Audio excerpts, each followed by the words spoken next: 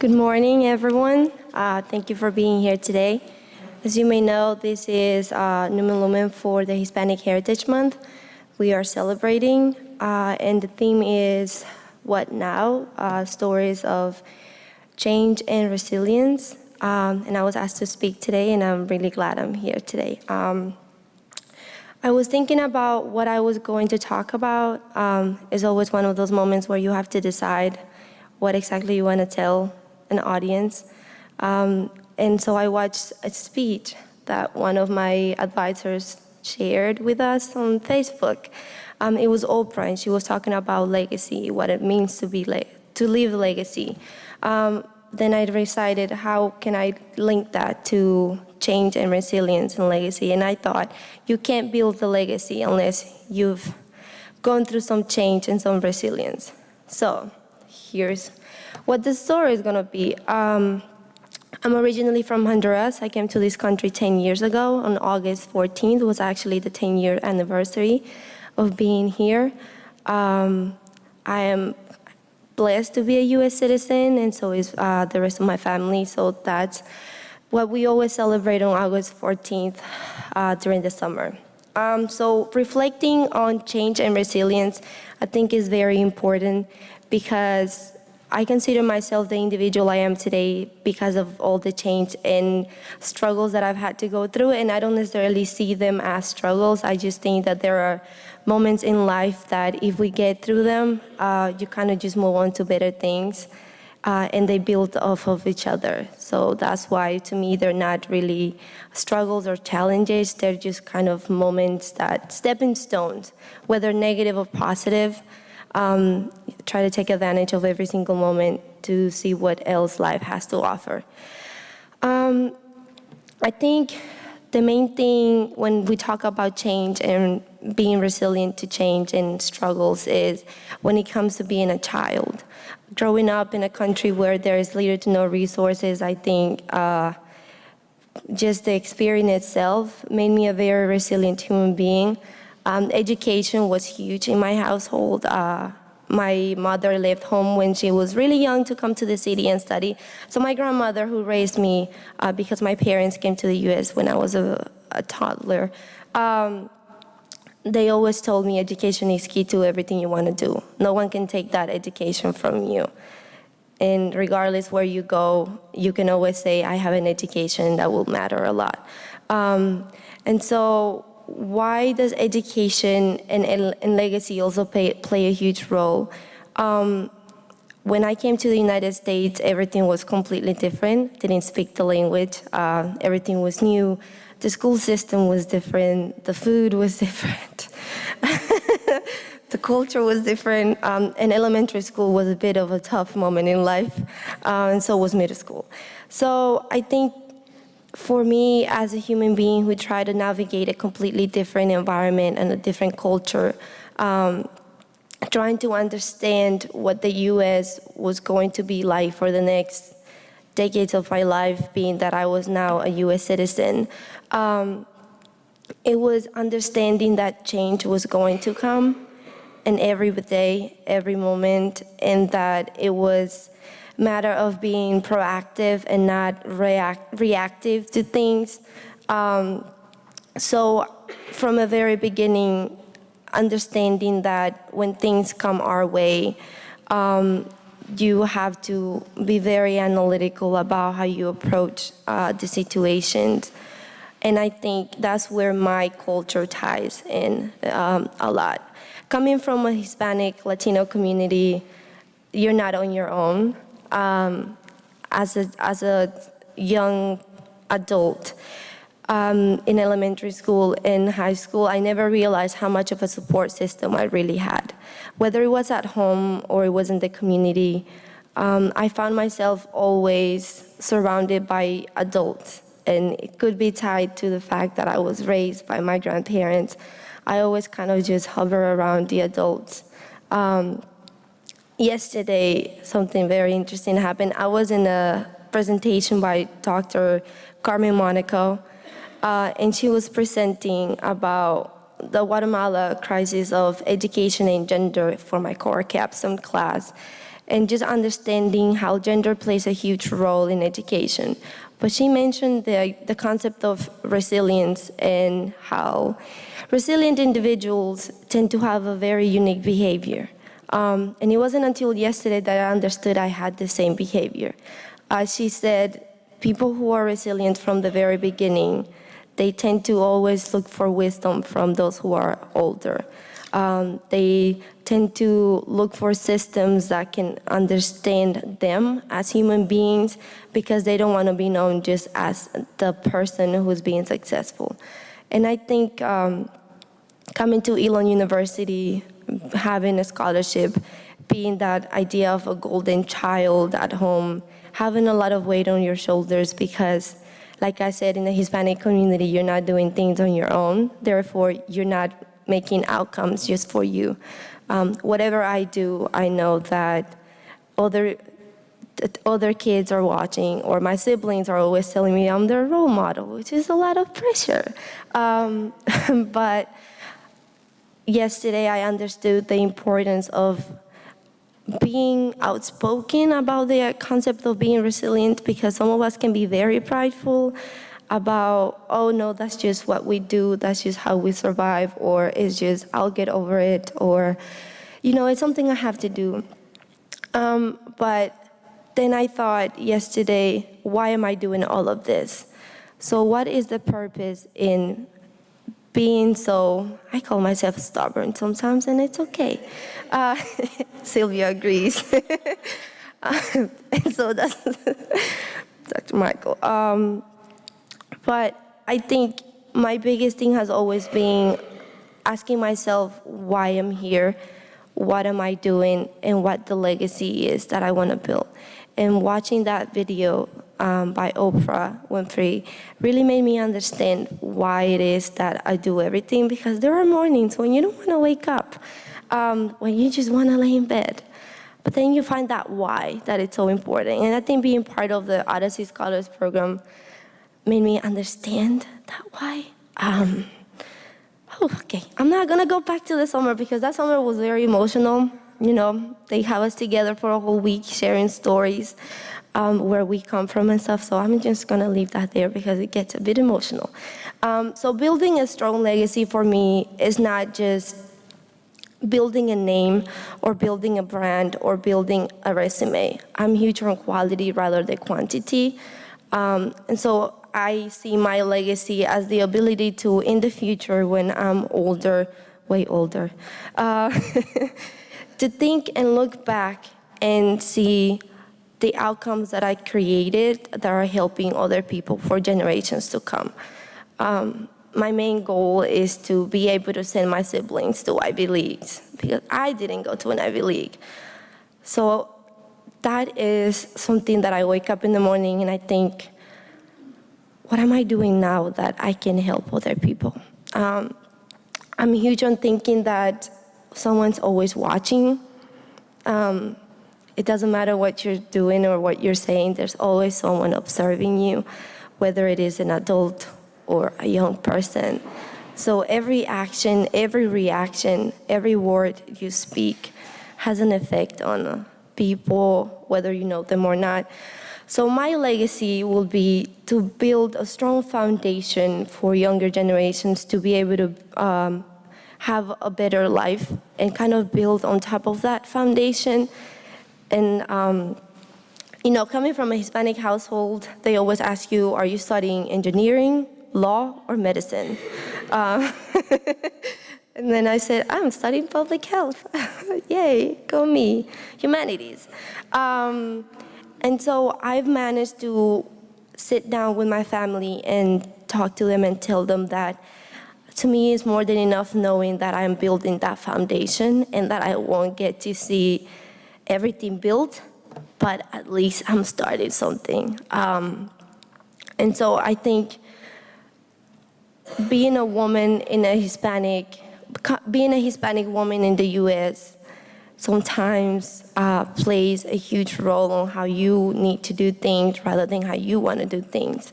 Because what we want is not necessarily what the world wants us to have, and it's not necessarily what the world is able to give us.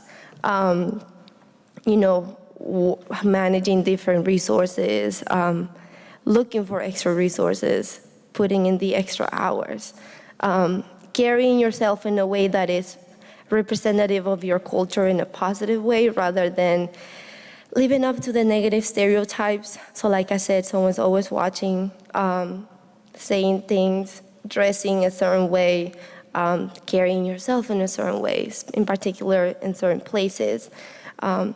So for me, reflecting on change, resilience is sometimes we don't stop to think about how did I even get here? Someone told me to do that the other day. Someone told me, write down every successful thing that you've achieved so far. Small, big, somewhat big, small. And I wrote it down in a paper with arrows going up because I'm huge on building from the bottom up. I have OCD with those things. I don't like doing arrows down. I think that's like negative. Okay, that's just me. So I built this pyramid of things that I've done. From the moment I got to the US, AB honor roll in elementary school, middle school, all of that good stuff. And then on the very top, I have 2019, which is the year I'm graduating. And then I have 2 more years in advance because I'm a huge planning person.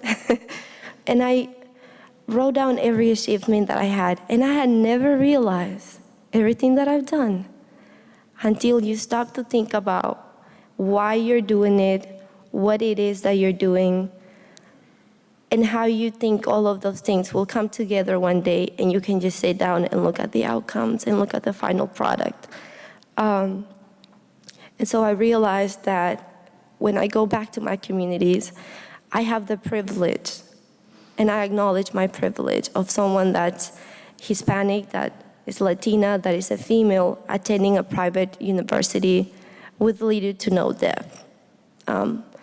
Someone that can go home and use my knowledge to kind of, I wouldn't say power, but I have a voice that many women, that many people in my community don't get to have.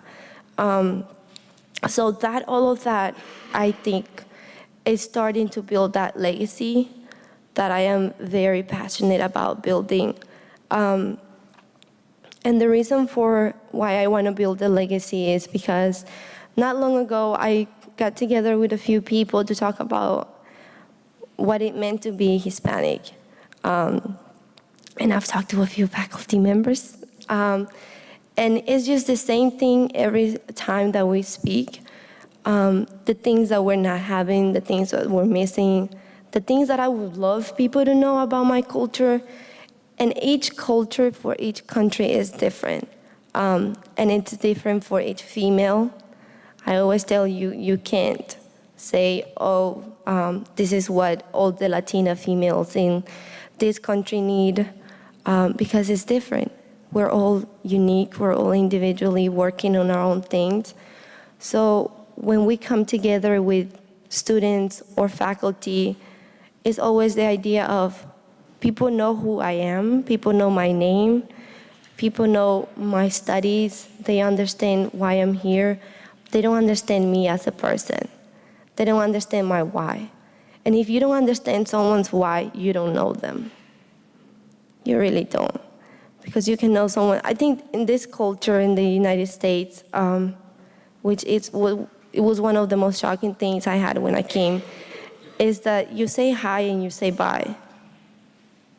And you're always asking, how are you? But you're not asking, how are you? You're asking, is your day okay? And sometimes we say, is everything okay? And we even answer the question ourselves. We're not even asking, how are you? Can you tell me about your day? Because we're always moving so fast. We're always speeding up through things. The best example is coffee on the go. I don't drink coffee on the go. That's a big no-no. I sit down and drink my coffee. Because I grew up in that culture. I grew up in the culture where I would wake up at 5:30 in the morning. As a farmer, you wake up early. Yes, you do. You have your coffee, you have breakfast, you plan ahead what the day is going to look like. You actually sit down to think while you're drinking your coffee, and you say, this is what I need to do today. You don't think about the next day. because the priority is that day. You sit down and you think, what do I need to do today? And you include other people in that plan. You involve other human beings in that plan. You don't just think, I'm going to achieve everything today by yourself, because that's impossible. We're surrounded by millions of people. We're not alone. We're not here by ourselves. And I'm also huge on nature, so everything I do, I try not to affect Mother Nature, because I grew up in a place where we appreciate every single little thing that we see from the moment we wake up to the moment we go to bed. So for me, the stories of change and resilience in the United States include learning how to be kind and loving to other people, to actually take the time to understand others, to talk, and not just talk for a few minutes, but to actually have a conversation. And I ask a lot of questions in the conversation, because I want to get to know you. I want to get to know who you are. Because when I was growing up, my grandmother would sit me down and say, what's going on? And you knew better. You knew that you had to answer those questions with real, honest answers. So my legacy is to always have those around me and the young ones understand the beauty that there is with old-fashioned things, that there is beauty in listening to different types of music, that there is beauty in understanding other people, whether they're different in sexual orientation, religion, race, ethnicity, it doesn't matter. So when it comes to building my legacy, I hope to one day look back and realize what it is that I managed to build. And it doesn't have to be something tangible. It really doesn't. Someone told me I already have a legacy, and I was really proud. I think my biggest legacy so far are my 3 little sisters. One of them says that I'm going to be the president of the United States. That gets a bit tricky because I'm not born here, but I keep telling her I will change the policies. The other one says that I'm very joyful and happy, and that she wants to be happy like me all the time. And then the little one always looks up to me and she says she likes my shoes, which I think I love. So overall, I think a legacy of change in creating that system. I'm huge on building systems. I'm a public health major, so that makes sense. I'm huge on building systems that other people can benefit from. I think that we are always, especially here at Elon, we're always thinking about creating projects, and doing research. But no one gets to see those projects. No one gets to see the research. We don't share that, because I believe sometimes it's more about, I'll get it done and get the credit for.